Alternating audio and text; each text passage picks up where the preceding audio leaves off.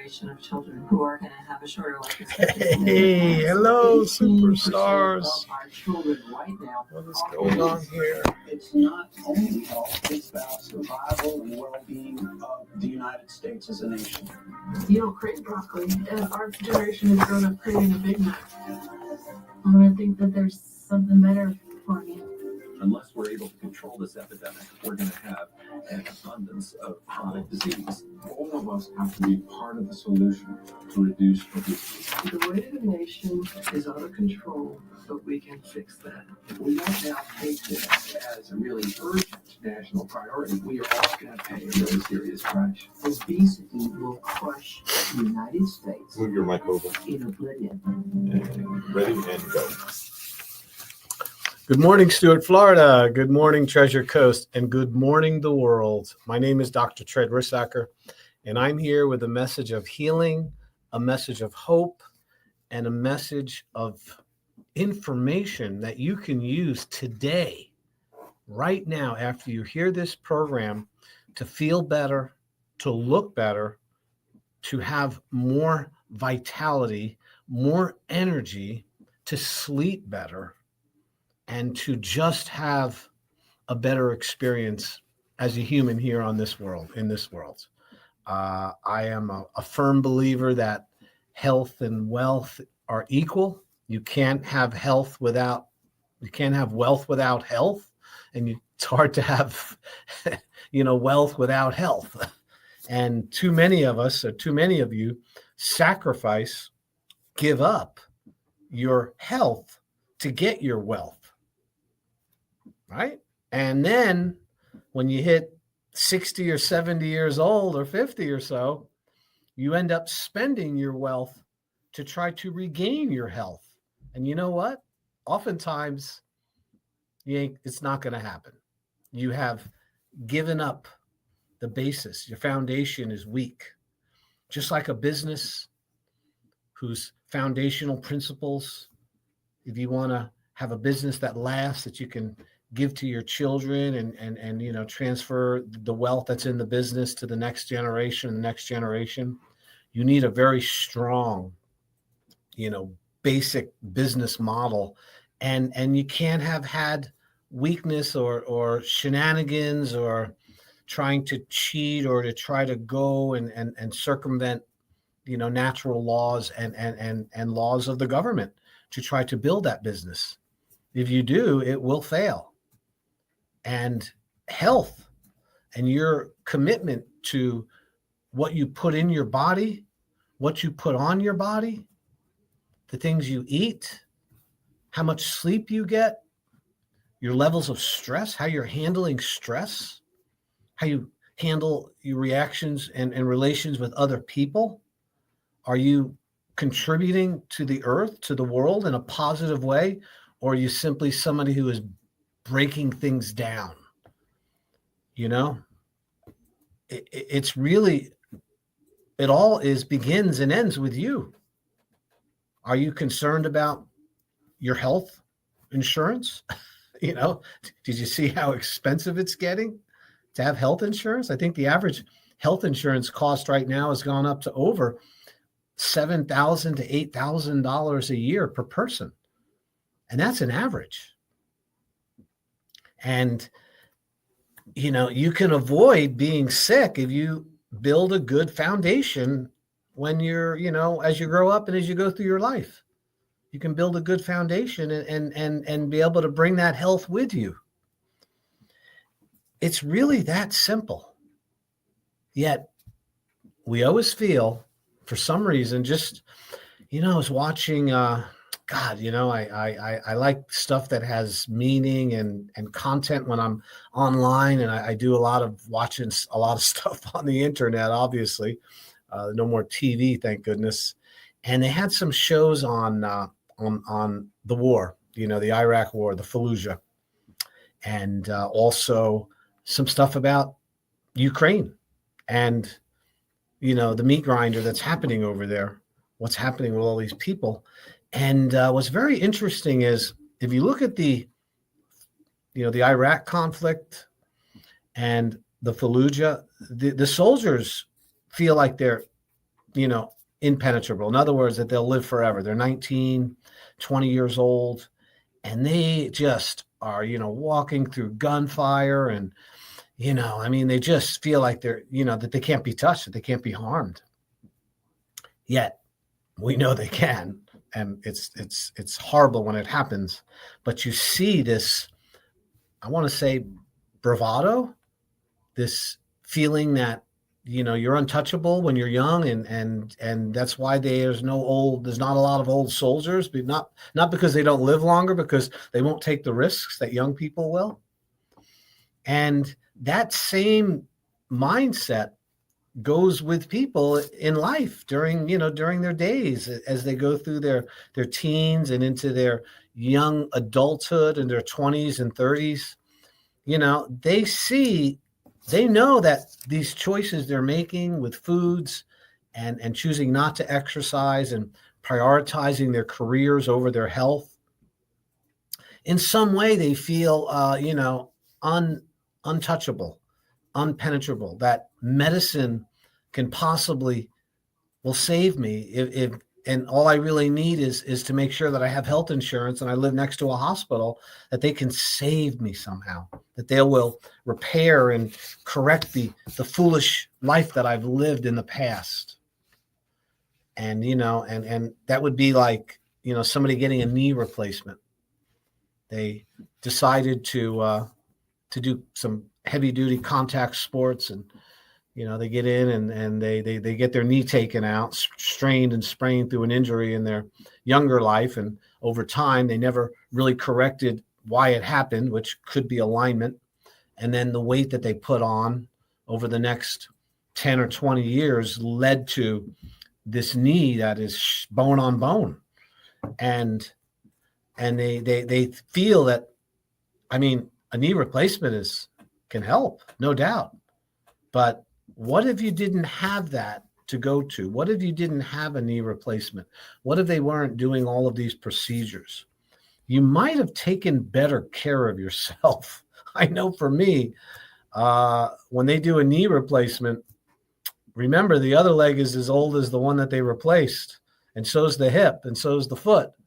And that titanium knee, that $6 million man knee, you still got a 20-cent body if you haven't been taking care of it. And the outcomes aren't great. So it's important to know that the effort and time it takes to maintain your health and to do things is really, really important. So understand that most mainstream knowledge about healthcare and wellness and what you should do when it comes to the medical perspective is something called early detection. Okay? What does that mean, early detection? In other words, you need to get imaging, you need to get x-rays, you need to get colonoscopies, you need to get ultrasound imaging, you need to get your blood work done regularly, you need to get screened for lung cancer, for papillomavirus problems, screenings and examinations. And that is called early detection. That is not healthcare. That's telling you early to try to catch something early enough that you can avoid, the repercussions of a long chronic problem. Now, early detection is important. Don't get me wrong, you guys. All right. I'm not telling you to not get things tested.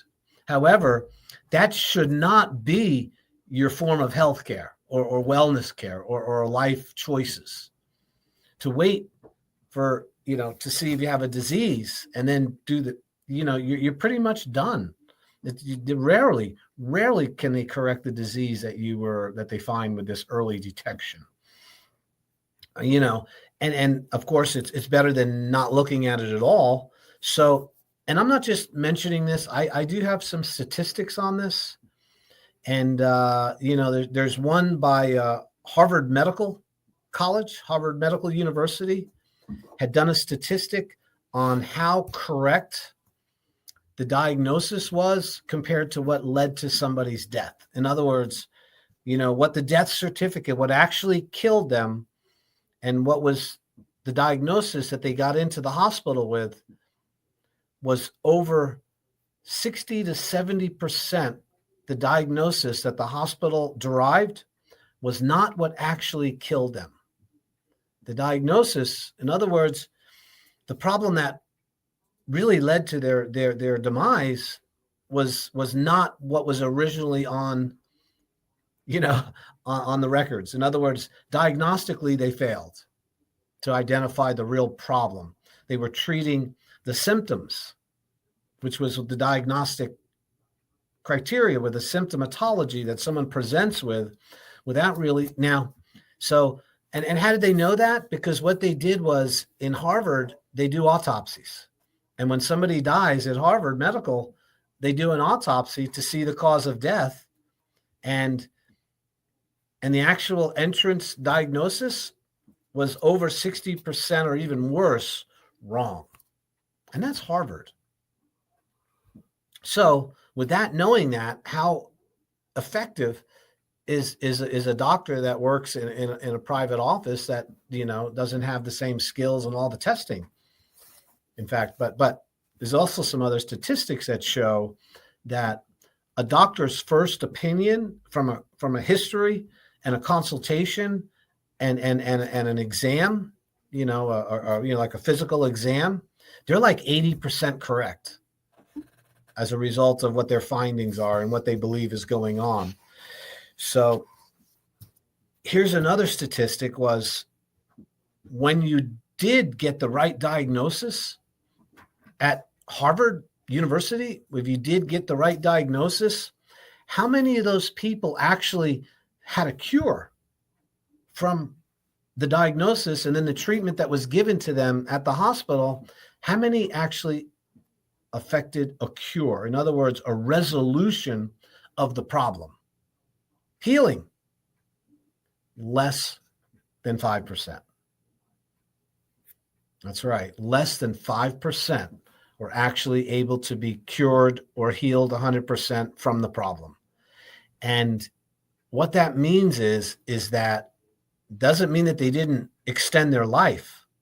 It doesn't mean that they didn't treat the symptomatology of that problem. They do, and they're good at that, but they never really were able to heal the problem because, it had gone too far. And thus, those people suffer comfortably. They're still suffering, but they try to make them comfortable with blood pressure medication and blood.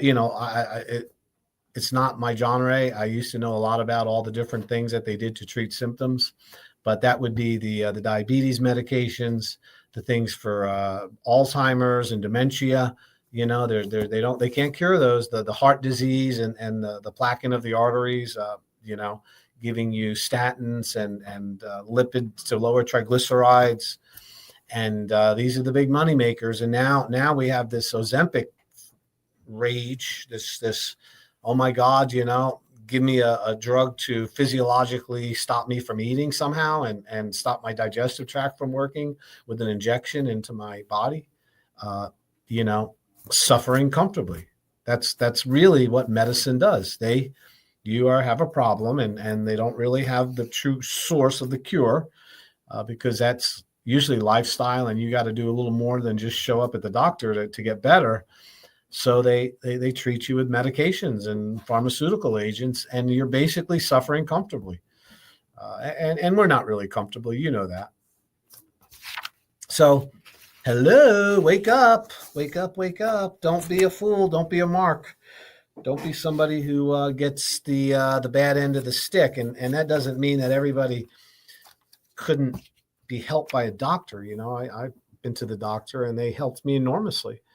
But and I can usually trace it back to something that I failed to do when I was younger. somewhere I chose not to take care of my health or exercise enough or, eat the right foods or remove poisons and toxins. I thought I was like the 19-year-old in Fallujah, that I wasn't going to get shot, and that's why. So now, with all that said, if you're in a pickle and you're starting to realize that your health is fleeting you, and you're starting to feel, as they say in the old washing machines where they used to do the wringer, they used to put the clothes in the wringer to wring it out. And if you got your fingers caught in it, it was called the nip of the wringer. Maybe you felt the nip of the wringer. Maybe your blood sugar jacked up. Maybe you've lost feeling in your feet. You're getting neuropathy and numbness, and maybe your back stiffness is turning into a chronic problem that every time you sit down, you have this horrible shooting pain in your back. Maybe you're getting to the point where you wake up once or twice or even 3 times to urinate. You're anxious, and it just goes on that these problems are happening to you. And I can tell you that you got to get back to basics of life, the basic things that we all need to be healthy and to repair tissue and to live longer are readily available, and you really don't have to buy them. Okay? So what I would say is that what you really need for health, to be healthy and live a long, productive life, most all of those things are free. You shouldn't have to pay for them. All right? And that would be sunlight, water, movement, being careful what you put in your body. Don't put poisons in your body or on your body. Food that's grown in the ground, real food, vegetable gardens, having a connection with a local sourced protein, local beef and local pork and chicken. Go out to Palm City. There's groups of people out there that raise chickens, and you can buy real eggs that aren't filled with poisons and toxins. They have thick shells. And you can source a lot of the protein too. There's farmers, and they have their cattle, and there's co-ops that are involved. You have to pay a little bit. I don't mean it's 100% free unless you want to raise and grow them yourself. But what you really need is free. Is there's no charge for it. There shouldn't be. And the things that you have to pay for, the supplements and these Ozempics and the drugs and the pills and all the things to lower your blood pressure, to raise your blood pressure, to stop your digestion, to speed up your digestion, to close off your urine flow, to open up your urine flow. That's all drugs do. They turn things on and turn things off. If you're on those drugs, you made some mistakes. And if you want to learn more about what you can do to be healthy and wellness, tune into my shows, because that's what I talk about all the time, 24/7, is what you can do right now, today, to be healthier, to live longer, and to have less pain and stiffness. And at this point of my career of observing humanity and where the real problems are, the biggest problem we have right now is obesity. It is a juggernaut. It is everything that could go wrong in your life when it comes to health is predicated and exacerbated by too much body fat, by carrying too much body fat. Okay, and you call it fatted. And, what is a survival mechanism from your ancestors to make sure that you had food over the winter, you had calories over the winter that you could count on, and that in the event of a raid from another tribe or a reason why you got to get out of town right now, which happened a lot 2,000 years ago, you carry calories with you. You make fat. Your body fat is a gift, you guys, a gift from God. Why? Because you can eat and make fat and then utilize those calories when there is no food available for you. And you can get through a time frame. Maybe it's a month, maybe it's a year, maybe it's 2 years with very little food available. And then when you do see food, when you do have a chance to eat food, you can eat so much that you make fat above and beyond your needs for that day, that week, even that month. You can make 100 pounds of fat. You can make 3 pounds to 4 pounds of fat a day, people, just by overeating. It's true. You got to overeat 3,500 calories to make a pound of fat. Most people are eating, on average, 4,000 to 5,000 calories per day. That's the average American, how much food they're taking in calories. Now, of course, most of those calories are empty calories. So when you're looking at calorie intake, a high soda, which is, big gulp sodas, over, 600, 700, 800 calories of empty calories. And then a Starbucks double latte with sugar, and the squirt stuff, 600, 700 calories. Some people eat those, drink those 4 or 5 times a day. That's 700, 1,400, 2,800. There's 4 of them right there. And you haven't even eaten any food yet. So it's common to put on 4,000 to 5,000, eating that much food. And you make fat. And it's God-given. It's a natural thing. But what's not normal is to never not eat. You're designed to go periods of time without any food or any nutrition, and then you utilize your fat stores. But you do not utilize a fat store if you're simply skipping meals.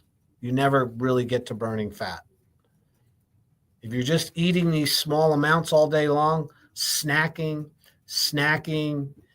5, 6 hours, you feel hunger, so you eat again, a little bit here, a little bit there. You're still not burning fat, you guys, because the body does not burn true body fat until you run out of carbohydrates, until you run out of glucose. And those carbohydrates are fruits and vegetables, and they make glycogen in the liver. The body stores that energy, that glucose, as glycogen. And glycogen is the stored form of glucose. And the body needs glycogen for instantaneous energy.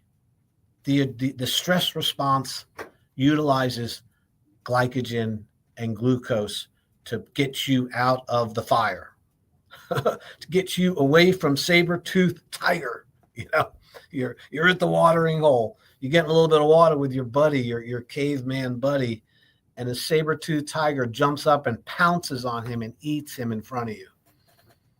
And he's got a friend. There's another tiger there also. Well, let me tell you, your body is not utilizing fat to get out of that situation, I promise you. Your bodily fat is stored away for after, when you don't have any food.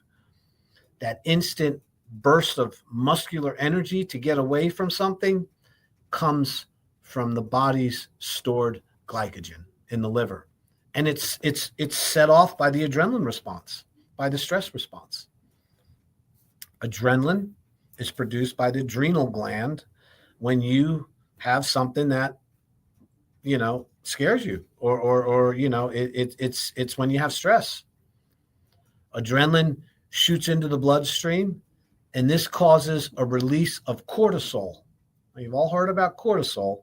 Cortisol is the hormone your body produces to raise blood sugar, to get calories into the cells, into the bloodstream, so your body has the energy to run or to fight or to get away from whatever it is, muscular, and to think.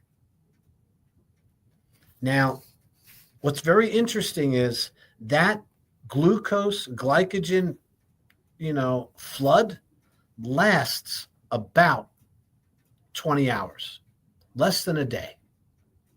So if you were, if you were being chased, okay. So let's say the saber-toothed tiger ate your buddy and his buddy's chasing you, his mate, and you got to run like right now. The ability to get away and to run and to use your muscles and to hide and to fight is all being produced by the glycogen stores in your body for the first 20 hours or so. So 20 hours. And if you're extended past 20 hours, you're running for, they're not giving up. They're still chasing you. Those next 2 days, 3 days, 4 days, and 5 days, if you're not eating, that's when your fat starts to power your body. Not the day you missed a meal, you guys. Or if you skipped a meal, you're not burning fat. You burn fat when you run out of glucose and glycogen. Okay? And that, when you start burning fat, that's when your body starts to heal itself. That's when your body produces something called ketones. And ketones is a biomarker that shows up in your urine or in your blood supply that you are now utilizing fat instead of glucose as an energy source. And when you utilize ketones as an energy source, it's a very clean energy source, which does not lead to any kind of insulin dependency or hyperinflammation that glucose causes. Glucose requires insulin to be cleared from the body. So your body's pancreas is working hard to get rid of glucose. When you go past the glycogen stores by not eating for a full day, just one day, you guys, go to sleep. The next day, the second day, you're starting to actually burn your stored fat. And that will show up in your urine as a little rise in ketones. So you can buy these ketone strips. And the ketone strips you can buy them online, you get them right up at the CVS. And if you want to know if you're being fat adapted, if you're starting to become fat compliant, which is where you want to be, you guys. You don't want to be carbohydrate dependent because that requires you to constantly eat all the time. Carbohydrate addiction is the same thing as alcohol addiction, you guys. And when you get addicted to alcohol and you stop drinking for a couple hours, your blood, everything makes you want to go back to it because you feel terrible. You're getting a headache from it. And to get that little buzz back, you go back for that alcohol again. And that's the same thing that happens when you become carbohydrate addicted. If all you're eating is carbohydrates, I shouldn't say that. You can be eating fat also, but if you're still eating carbohydrates and you're not going a full day without eating, you're never really burning that much fat. In order to become fat adapted and to start burning your inner fat layers, you guys, you got to go a day without eating. It's amazing what happens. I'm telling you, this is the easiest way I've ever seen to change body fat and to change metabolism is to learn how to become fat adapted versus carbohydrate adapted. And they call it keto. And it's called fasting. And it's quite powerful. So once you become fat adapted, and the way you know it is by checking with a ketone with these urine strips, urinalysis. And so I've been doing this with myself for about 12 months now on and off. I did the severe fasting. I did 4 or 5 day fasting with water. I always do water. And then now I'm at a point where I basically really only eat once or twice a day. I don't eat breakfast because I have the blood sugar from the night before. I mean, I am hungry when I get up in the morning, as I always am, but I'm not weak. I'm not like out of my mind, like super hungry. And so what I do, and I was reading about this, and this really works, is I put like butter in my coffee. Right? I never thought I would do that in my life. And I watched a show. It was on this thing called Bulletproof Coffee. And this guy, who's the guy who developed it, went from a 300-pound person down to 160 pounds, changed his whole life by simply putting butter in his coffee and other oils and having that for breakfast. So I'm on my I told my wife, I said, you better get more butter because I'm going through like half a stick a day here. And that's really my morning breakfast. Is I have a cup of coffee. I take probably 2 to 3 tablespoons of butter, a big chunk of butter, put it in the cup, heat it up so it, liquefies it. And then I'll put the coffee on top of that. A little bit of stevia. I like a little sweetness. Stevia is fine. And a little bit of cream. And did you know 1 teaspoon of cream is like 40 calories? I didn't know that, but now I do. But so I'm not typically, I am fasting because I'm not eating anything that's carbohydrate, but that coffee has been really, really beneficial at my energy levels. And I'm just not that hungry till about 12 or 1 o'clock. I start to feel hungry again. And then I drink water, and typically I will not eat until at least after 4. And that would be with something that is savory, meaty, fatty food. And I'm down to 198 pounds. My body fat is probably lower than 15%. My inflammation and the swelling around any inflammation is gone from my body. I am a very happy camper. Now, what does that have to do with laser? What am I doing with the laser? So the red light laser, low-level laser, and red light therapy to treat body fat treats the subcutaneous fat. It's dealing with the fat that's on the outside of the body, the stuff that accumulates around your muscle core. So if you were to make a muscle and feel the muscle behind you, the muscle in your belly there.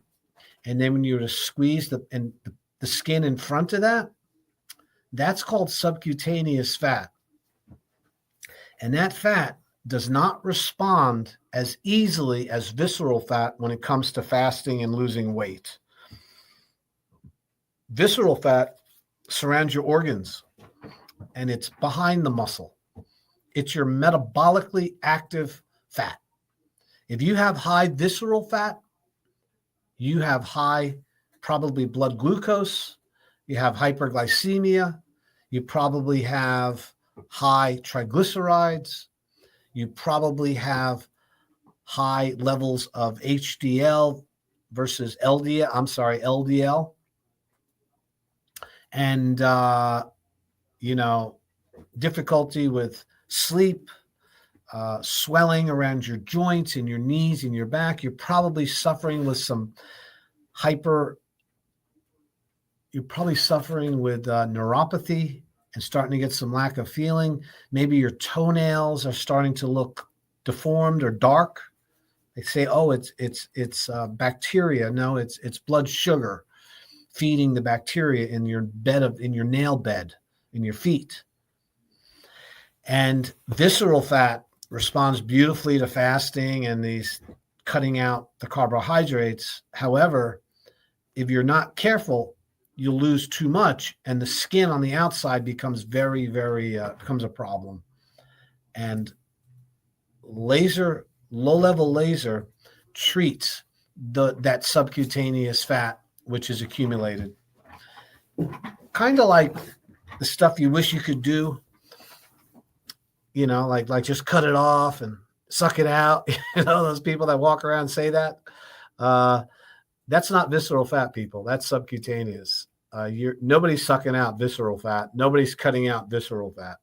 That's a diet and exercise thing, and fasting and reducing blood glucose and tuning up your intake is really, really key for that.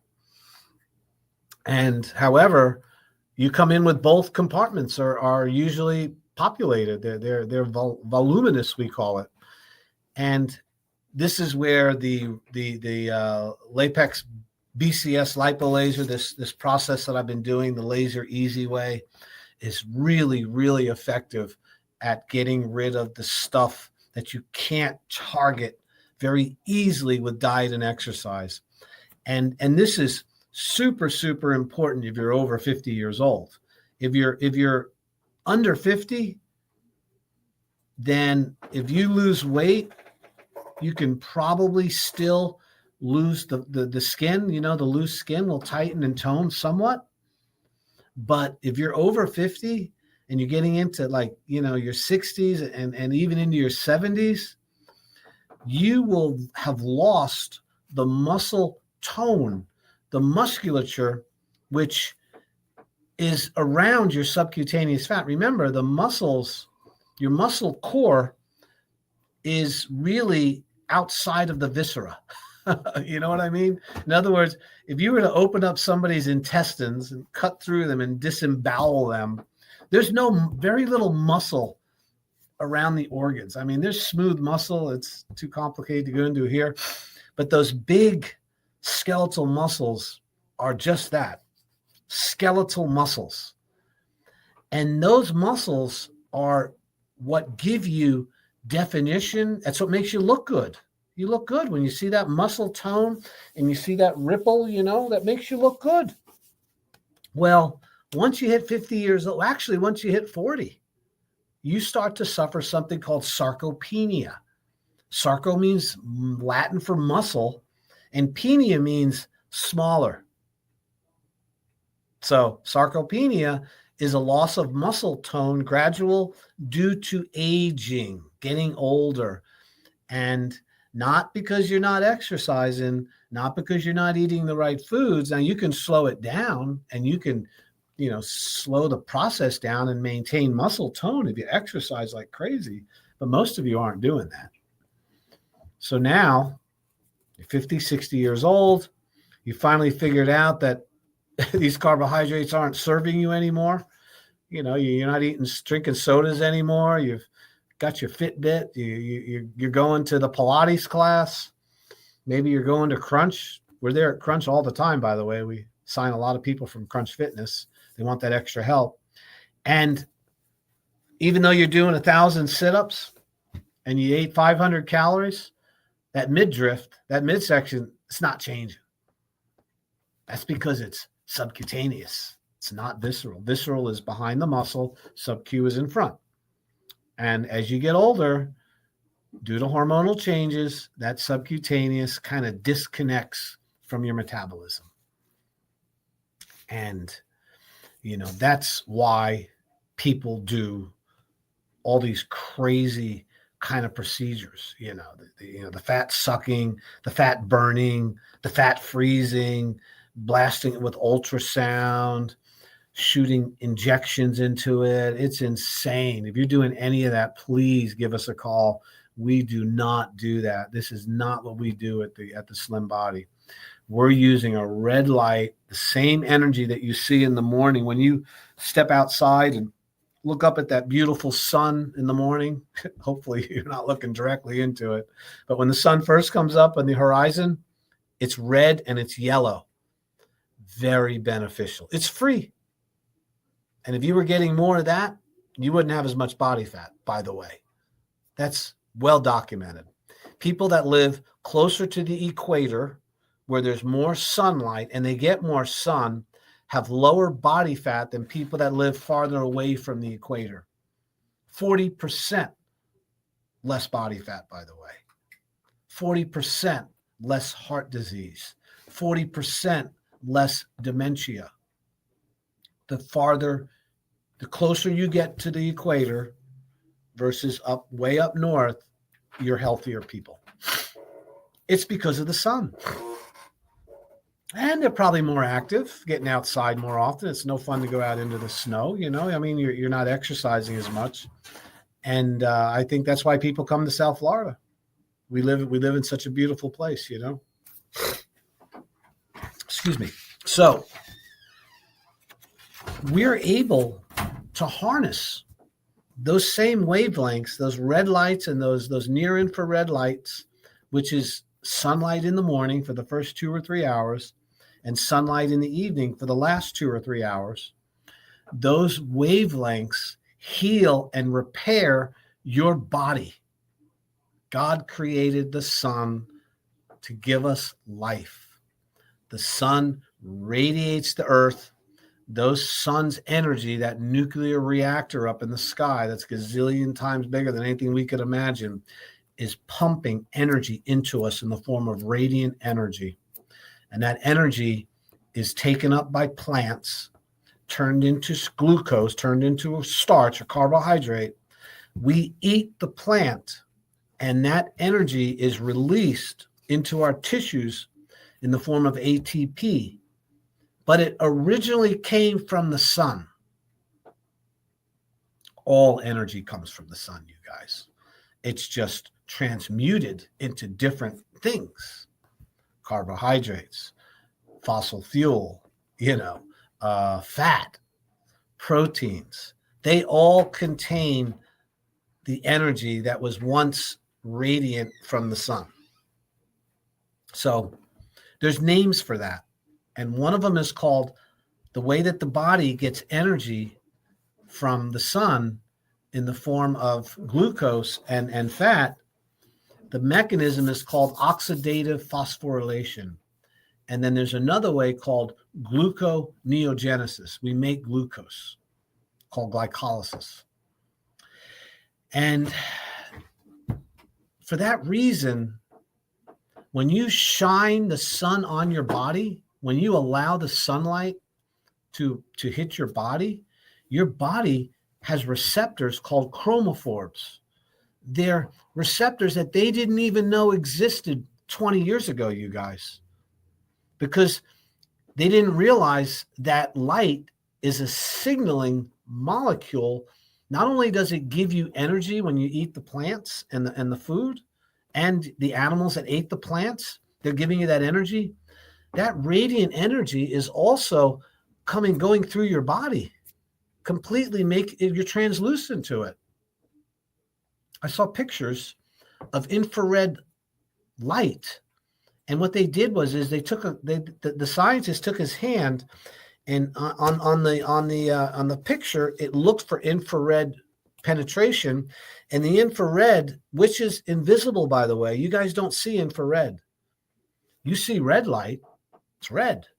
And then the next spectrum of the solar spectrum, which gives us light, is near infrared, infrared, far infrared, which are those saunas are far infrared. You don't see the light, but that's light.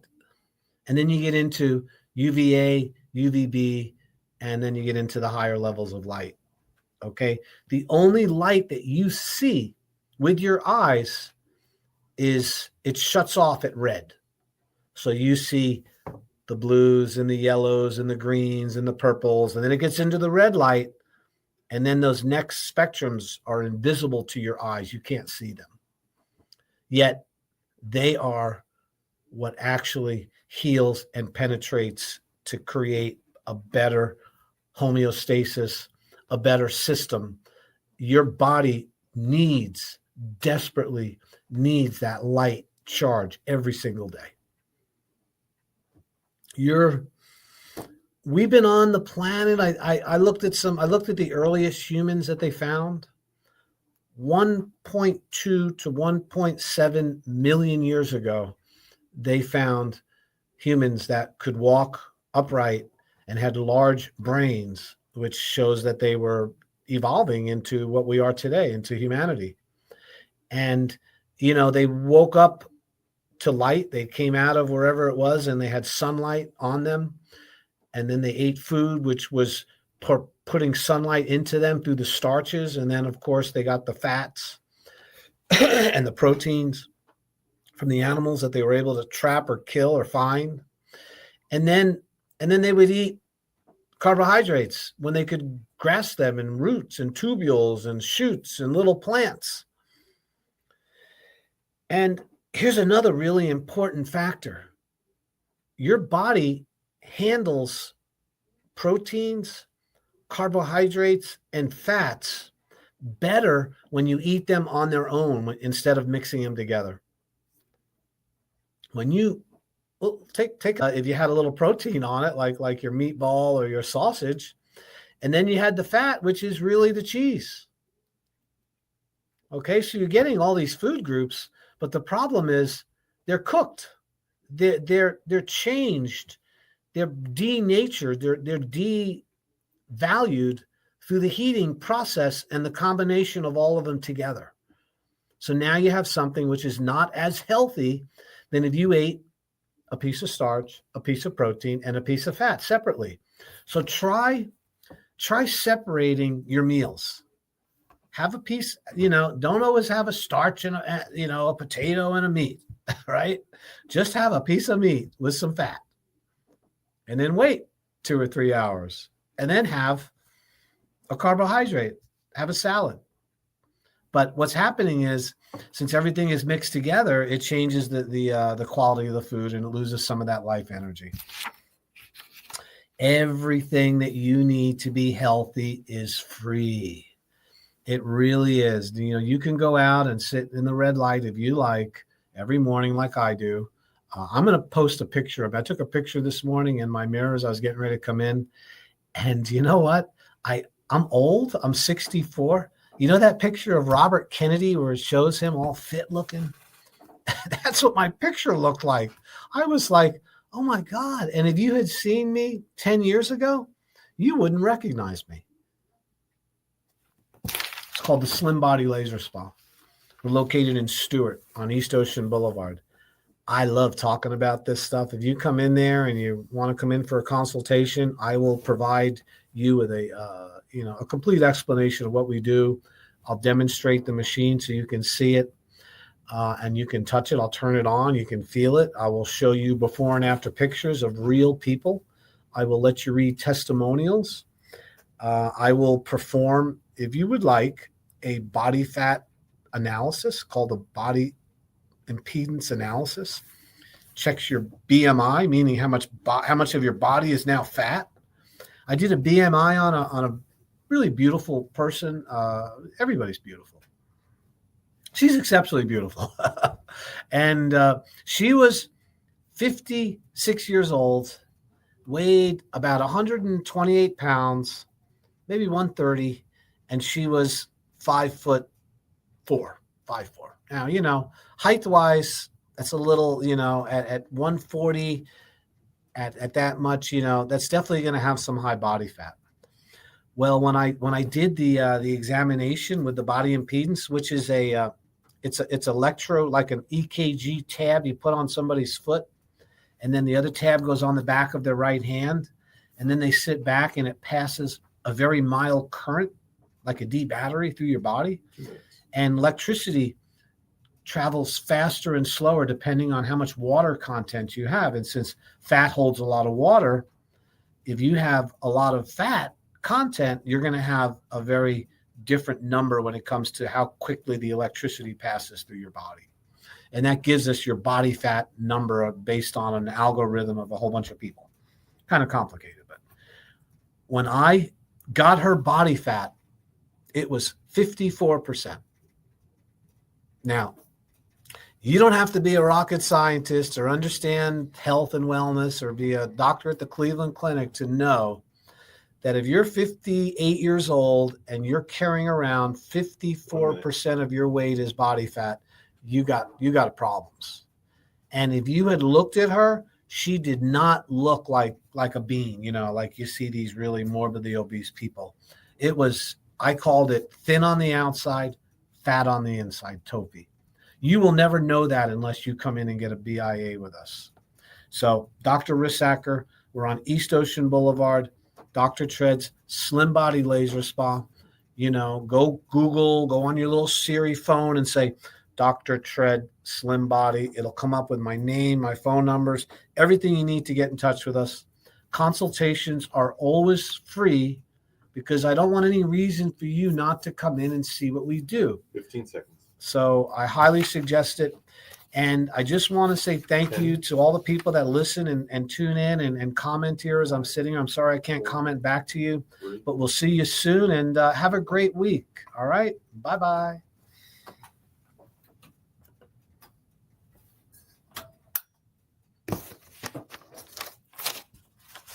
Oh, sorry. I didn't realize you guys were still on here. Thank you for tuning in. Remember, Dr. Tred, Slim Body Laser Spa. Let's see if I got post a comment.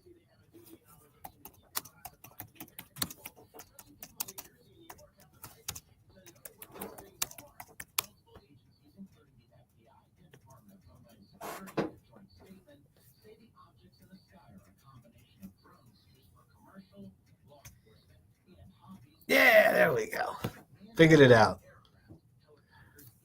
That's the ticket, you guys. That is the ticket. Thank you so much. We'll see you soon. Bye-bye.